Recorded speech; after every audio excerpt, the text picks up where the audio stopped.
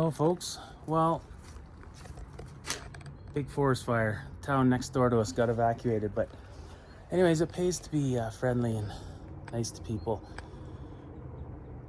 There's a guy down the street, and I talked to him a few years ago. I haven't seen him since. And my neighbor, I guess, lives five or six doors down. And anyways, we got talking a bit, and we got talking about saws, and said he had a little wood stove, and he goes and buys his firewood. And I said, I'll bring you some firewood next time I'm out, He goes, yeah, I seen you had these crazy loads in your side-by-side. And I said, yeah, I'll drop some wood off next time I come. And then he starts talking about chainsaws, and he tells me he has an old chainsaw, but it wouldn't start. And he goes, yeah, you can just have it if you want it. Well, I went and looked at it. This is a good one. I'll give you a hint. My first love. Okay, let's go get it. Would you believe it? A wild thing. Mine got stolen years ago. Wouldn't that be something? Wouldn't that be something if this is it?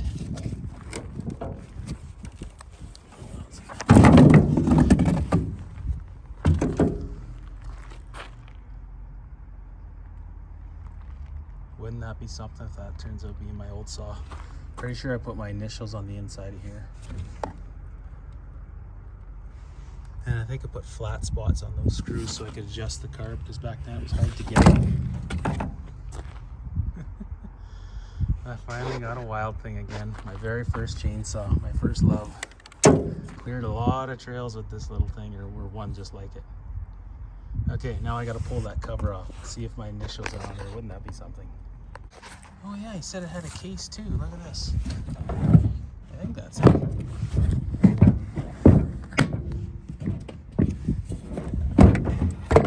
That is it. Okay, well that's not mine. Mine didn't have a case.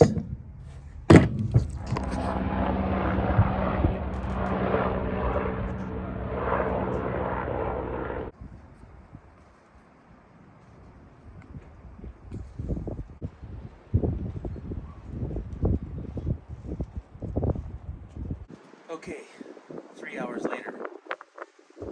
The wind is picked right up, so those forest fires are just going to be going crazy again. But anyway, I noticed this adjuster is broken here. I'll have to fix that, but other than that, it's in pretty nice shape. So I cheated a bit. I already started it, but just for a split second. I primed it like 6 times, pulled it about maybe 5 or 6 times, and it fired. So but it's right low on fuel, so I'm gonna go get fresh fuel. Let's see if we can get it going.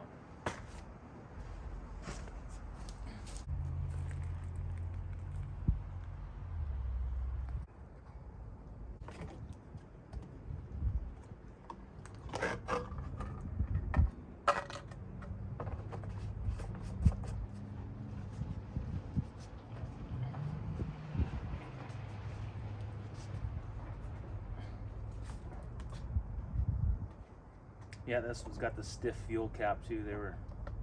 I just filed them down on the bench grinder or whatever. Take my wire wheel and I file them down till they fit in nice. I mean, you can buy a new cap. It saves you a few bucks. Well, the smoke is clearing, so maybe that's a bad sign. Probably means that the fire's really roaring right now, because it was just windy here for the last couple hours. Trees are just starting to bud. My popular trees.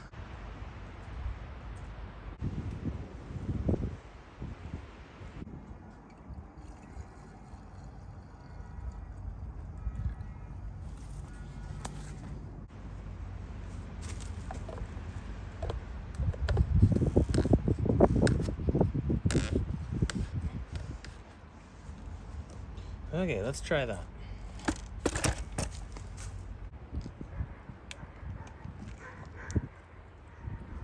Wow, it's crazy windy. There's a Husky gas station here, or it's an Esso now, I think. And anyways, it's got a big, huge Canada flag, and it's flapping around in the wind so much it sounds like gunshots going off.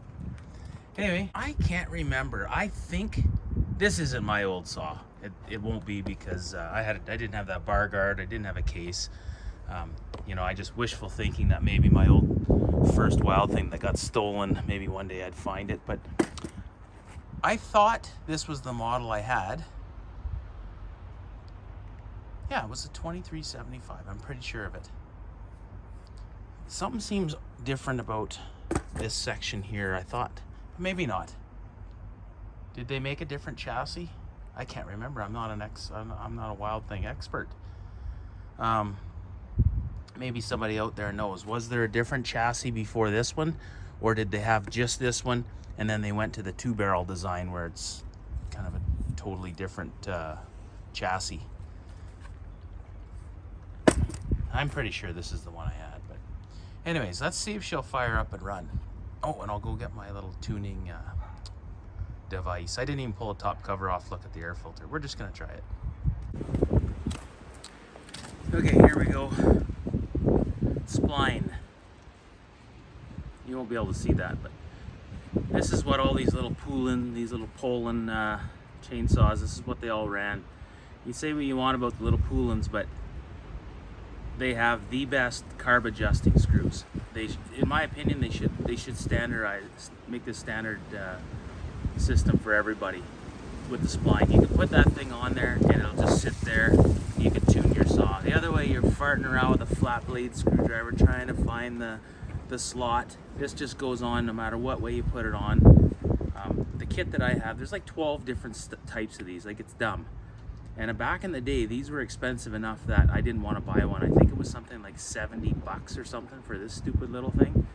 Probably made in the USA or something, higher quality, but I mean, how much high quality do you need out of a little tool like that, right? But anyway, I remember a local mechanic at the still dealer, he just told me to put some slots in the screw heads, and I'm pretty sure that's what I did. But back then, I didn't know what I was doing for tuning saws. I thought you tuned them for max RPM, so how that thing lived for as many years as it did, I don't know. And it could have made a lot more power if I had it running richer. But I remember I'd tune it for like max RPMs, and that's where I would cut with it. That's where it spent its whole life. Okay, let's get to it. Got my treble T, we'll put that over here. So, I've got that Ultra 94 in there. That's that Petro Canada fuel, 94 octane. Of course, they use ethanol to get the 94 octane to get it that high. I don't like running ethanol on my saws. I never did. Maybe that's going to be my new fuel if Shell gets rid of their 91 V power, or if they still have it, but they're supposed to be adding ethanol to it. And apparently, as of now, it's not in there. So I'm just going to use it as long as I can, and then we'll see. Or I might experiment, because this stuff, I like using this stuff because it's 100% made in Canada. I don't think the Shell is. I think the Shell gets shipped to the U.S. And I like to keep it local when I can. Shell's only 91. This stuff's 94. It just gives you a little more, insurance if you're running it a bit lean, so you don't melt it down. And my saws run phenomenal on this Ultra 94. So whether they supposedly need that high compression or not, I don't know. All I know is it burns extremely, extremely clean. Even the gas, like when you smell the gas, it doesn't smell like real strong odor like regular gasoline does. So they did something there to tone it down. I've noticed the diesel fuel is like that now, that ultra low sulfur diesel. I bought some stuff in Husky and I couldn't believe how it didn't really smell that bad. So, anyway, let's give her a whirl and we'll see what happens here. Does it have the spline still? It should. It does. Okay, so I'll prime it a couple of times. Let's see if she fires. Whoa, it's got compression. Look at that, eh? Honestly, it didn't touch it other than fire it up for 1 second before the video.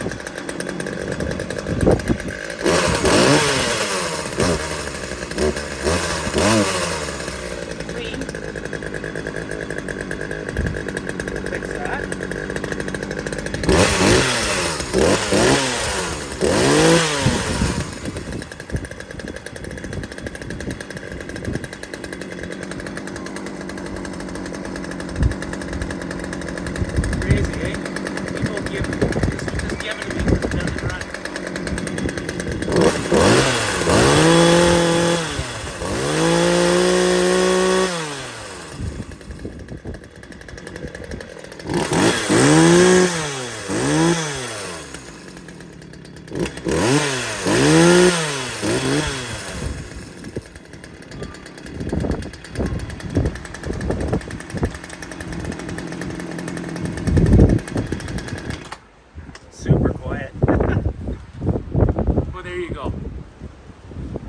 free. That saw was free. The guy says he tried to start it, wouldn't run, so do I just bring it back to him? I literally haven't done nothing to it. I just put fresh gas in it. That was it. And I tuned it. You see how long that took me. I'll bring it back to him. We'll see. Maybe he doesn't even want it. He doesn't seem like he really wants to go get firewood. It seems like he's just happier to go buy it. Well, maybe that'll be the deal then. He'll leave me the saw, and I'll bring him firewood for free. You know, why not? Okay.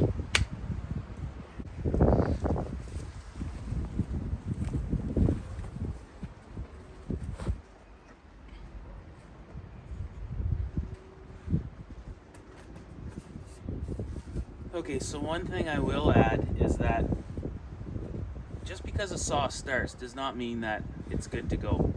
Like, it's running there. I'm pretty sure this one's just fine.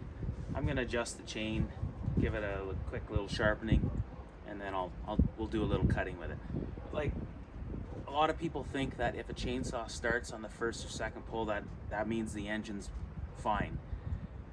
But that's not the case. A two-stroke, they often, when they do seize, when they do fail, it's because they've ran poor fuel and they've melted down. Somebody tried to run it with old gas, clogged jets, it ran really lean, and then the piston gets really hot and aluminum melts at like 13 or 1500 degrees Fahrenheit, I believe it is, and that's exactly what happens. It melts the top of the piston down, covers the ringland, scores the piston, that sort of thing, and then there's no compression to run. However, when they're cold, a two-stroke will start and run, but they like lots of fuel to do it. Probably because the oil in the fuel is creating that little bit of a seal around the rings, you know. I think that's what's happening there. And so they will run. So if you ever like blow up a dirt bike out in the bush or something, or maybe your chainsaw and you'd absolutely have to use this chainsaw to cut this tree or whatever, and you think you've melted down your piston, once it's right cold, you can just run it on the choke and it'll run for a while. As soon as it starts to warm up though, then it'll start running crappy. One of these other saws you're gonna see fairly soon here is a saw that I started doing some work on last summer. It's a 3416, a little Poland. Yeah, 3416. Another, no, that one I paid $20 for, but the guy said it ran, and it didn't. It ran, but I fired it up and it wouldn't run that long. It would run for just a little bit and then it would start acting up. And that was because the piston on the exhaust side was completely carbon scored. And that's because they had the thing running way too rich or way too much oil. That's probably what it was. And what happened was all the carbon got caught in the spark arrestor screen and then just cooked the engine because it couldn't breathe. The whole spark arrestor was just full of carbon. I don't like those spark arrestors. I have saws with spark arrestors. I've used them at night and I see more sparks coming out of them than I do when I have a tuned saw without spark arrestor. So that Radley was like that. I have video of it and it's shooting sparks out the exhaust with a spark arrestor, and it had like a little catalytic converter type exhaust on top of that. So I gutted all that. Now there's no sparks that comes out of that saw. I've tried it, I've videoed it, and I've watched it at night. But anyway, so I'll go give this a quick little sharpen and we'll do some cutting. But yeah, just because if somebody tries to sell you a saw at a yard sale or something for guys that don't know saws very well, just be warned, just because it starts and runs, it might still need a rebuild. It might need crank seals, which saws are easy to work on, so you're not going to get anything easier to work on than a chainsaw. So I guess if worst comes to worst, you can find the parts and you can rebuild them. These things, there's all kinds of parts for this saw. This is a really good, bare bones, basic, cheap saw to have. I mean, I just got this one for free. I'm sure you guys have neighbors that have saws that they just love to give you. So, not everybody out there has the money to just go and buy a saw. Like, even though, $200 or something like that to some people is pocket change, but for others, they just don't have that money. But maybe they need to make money and they could be selling firewood. That's what my videos are for, to show those types of people, hey, you can take this saw and go out and cut firewood, put food on the table by selling a little bit of firewood, and gain some knowledge with the saws and have some fun doing it, right? get your mind straight when you go out in the bush, and then you won't have to go around shooting people and going crazy, right? Okay, we're gonna go and sharpen it. I'll be right back. Holy man, this wind is not good. It's crazy. You know, here I am, our town's about to burn down. Well, no, not yet. Not yet. Everybody got evacuated, came here. But before that, everybody got evacuated to that town, which is about 50 minutes. About a 50-minute drive from here. And then, you know, like, I should be packing up my stuff so that if we do get an evacuation order, I'm ready to go. But instead, we got to do the important stuff, right? And work on our free chainsaw that we got today, because this is important. I'm such a procrastinator. But anyway, we'll hurry up and do this, and then I'm gonna go. You know, I don't think we're gonna get evacuated, but I mean, and if we do, I don't think it's gonna be today. But I mean, if this wind keeps up, it's blowing that way, the fires are that way, it's eventually gonna make its way here. Yeah. So it's nice to have like a little kit or something. I'm probably gonna hook on my toy hauler and get the hell out of here, right? I'll throw my important stuff in there and whatever. The rest can burn. If it burns, whatever. It's all replaceable. Oh yeah, this chain's done.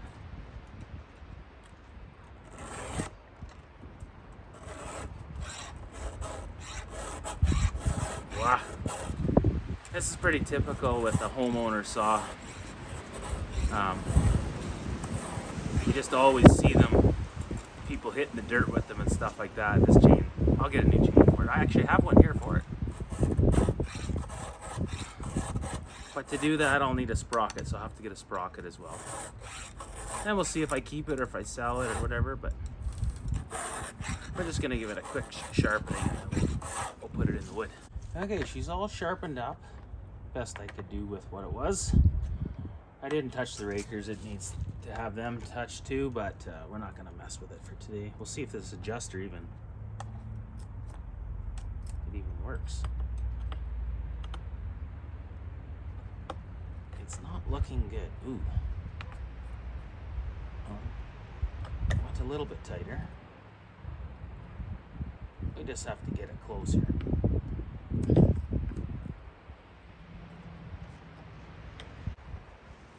That should be good there. Needs a new cover is what it needs, but we'll see if we can fix it with JB weld or plastic weld or something.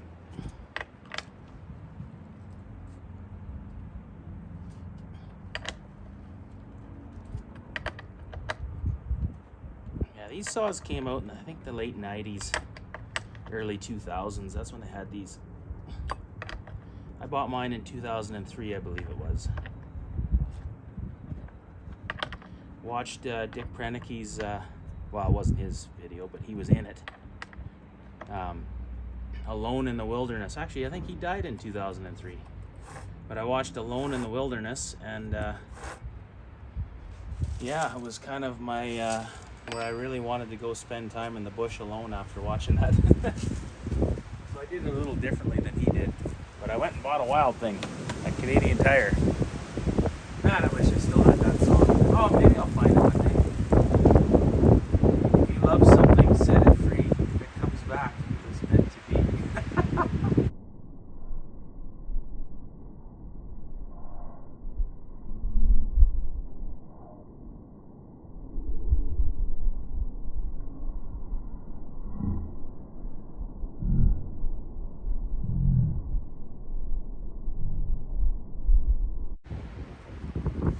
Okay, we'll fire it up. We'll give it a final tune. Oh, I gotta grab bar oil. I'll be right back. Pretty sad when this bar oil is worth more than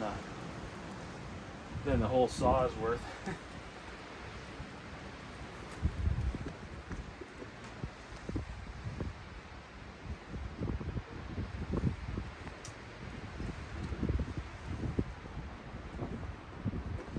Okay, we give her a little drink.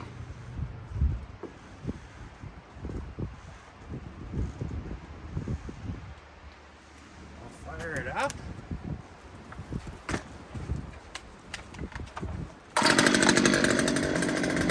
Pretty quiet. Boy, that Ultra 94, that fuel I'm burning, Petro Canada Ultra 94, Just reminds me of dirt bike races with the real high octane fuel. That's what this stuff smells like. I love the smell of it. Good compression. Super quiet. Can you see there? I think you can see.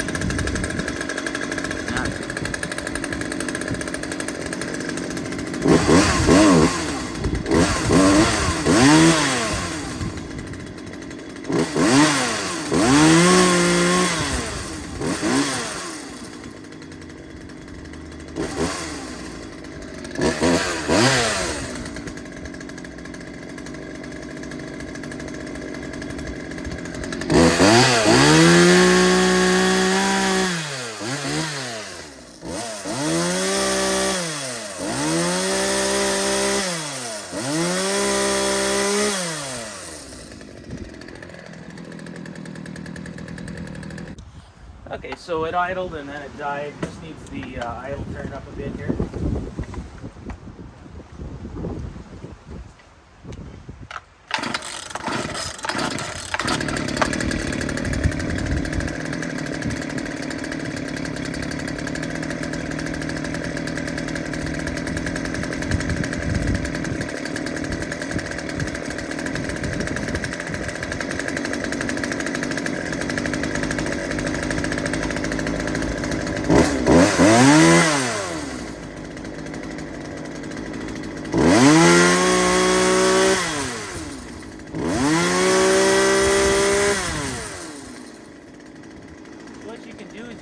Idle up, and then if it's idling too high, just richen up the low jet. Give the low end more fuel, and that'll bring the idle down. It's fine where it's at. As long as it's responsive, no bogs, you're good to go. But if it was bogging or revving too high, see how the idle dropped there? That's because I gave it more fuel. You want it as rich as you can get it without it stalling, because that way it'll always start good for you when it's cold, and it'll have lots of good throttle response. And when you let off the throttle, it's going to be given the most fuel it can to the engine to cool that piston. When you let off, because the piston's getting hot as you're cutting, when you let off, it dumps more fuel in. So you always want as rich as you can. You want it to run like that, like flawless. It has to keep idling. If it dies on you, something's wrong, unless it's crank sealed or something.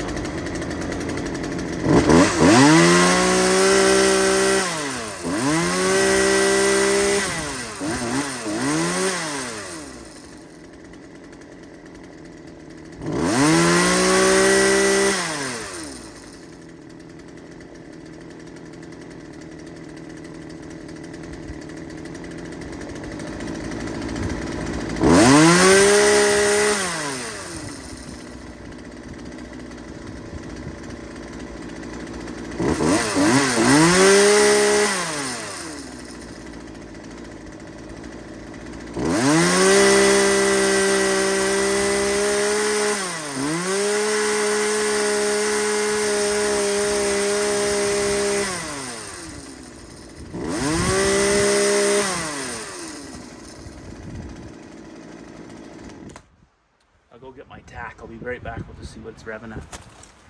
Then we'll cut.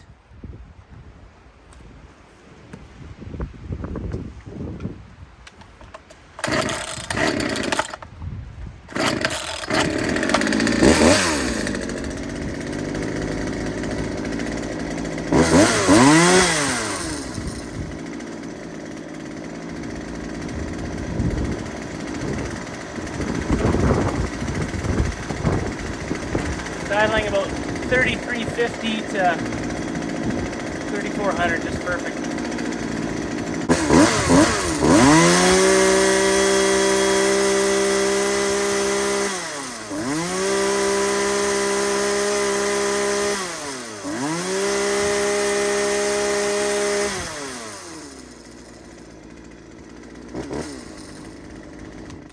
It's revving at 12.2.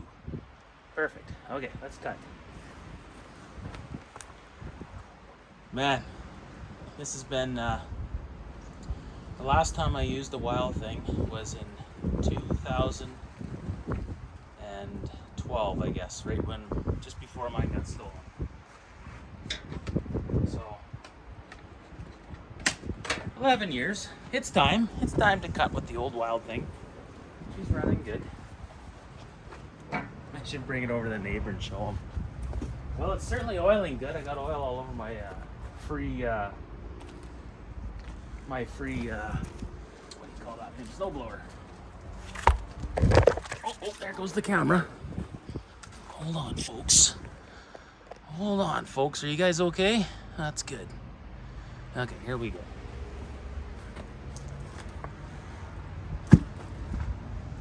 Let's see. Maybe we'll just cut a couple of cookies because I want to cut a little bit here. You see that? Oh yeah, you can see that.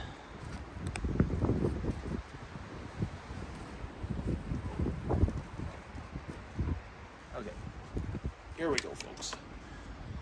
Fasten your seatbelts. It's gonna get wild.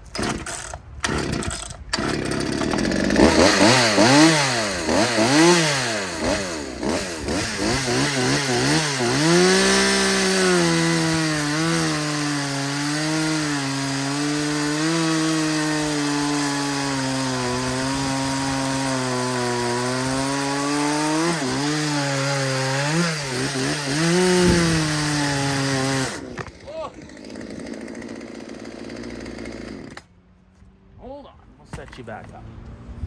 It's getting windy. It's getting windy here. Okay, this is like a live feed. Okay, hopefully it stays put.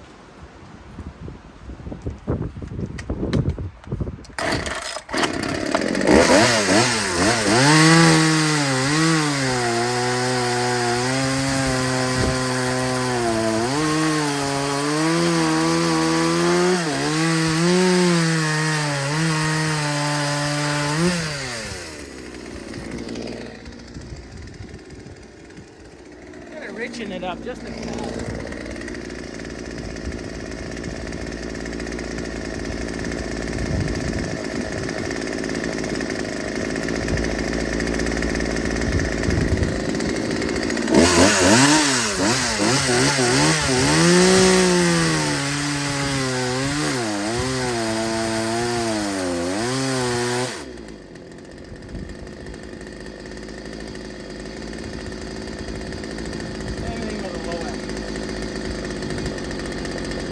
Okay, so I'm just doing some final tuning on this thing at this point. You see when I let off the throttle how the engine just stays at the same RPM? That's how you want it.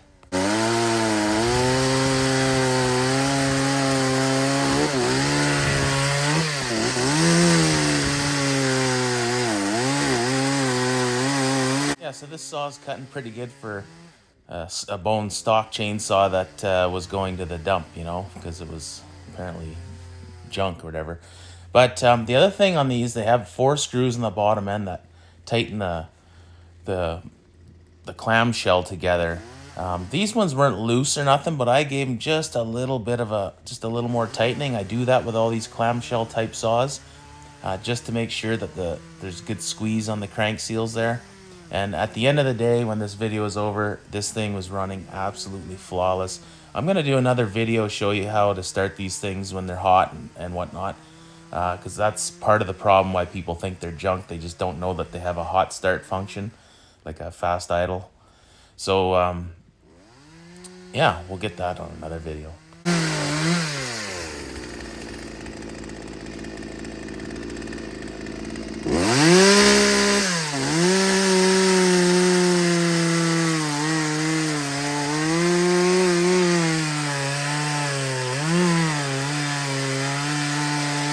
Also, these saws never came with a bucking spike, and you can see that's a problem when you can see the wood, the log bouncing all over the place. I actually have one here for this thing, so I'll bolt it on.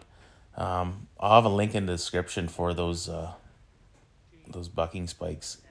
Pretty good for a crappy chain, and something that was going to the dump today. Hard to believe, but that thing was going to the dump. Maybe not today, but it was going to be soon. He added it his dump trailer there. And, yeah. It's like Streaker Steve one time, a buddy of mine that passed away. he told me he went to the dump and he found this Makita chainsaw. Actually, what happened was this guy came in and he seen the guy throwing a bunch of stuff off, and he noticed this chainsaw going in with it. So the guy started driving away, and when he got kind of ways away, my buddy Steve there goes over and he grabs the chainsaw, and it's this Makita, and he checks it out, looks at it, and opens the cap. It's got fuel in it. So he waited a little longer, you know, because he's like, well, if it starts, I don't want the guy coming back for it. So he waited till the guy was going down the road, and I guess he took a few pulls, and the thing actually started, and it ran, but not awesome. And it was just, it needed to be tuned. That's it. But the guy just threw it out.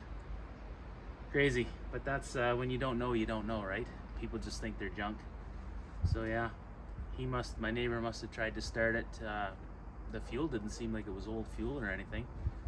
I think it's just they don't know how to start them. They put the choke on, they start pulling it over, and as soon as you hear a two-stroke, any two-stroke, as soon as she fires, if you don't shut that choke off, it's flooded immediately usually. Then you got to know what to do. Then you have to hold it wide open and just keep pulling until it clears itself out. You guys don't know that, right? So he probably pulled it and he didn't hear it when it fired.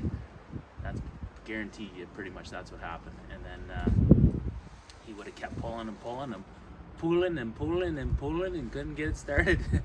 And then, well, now I got a free chainsaw. Yeah, we've got a lot of those free chainsaws, but I pretty much already have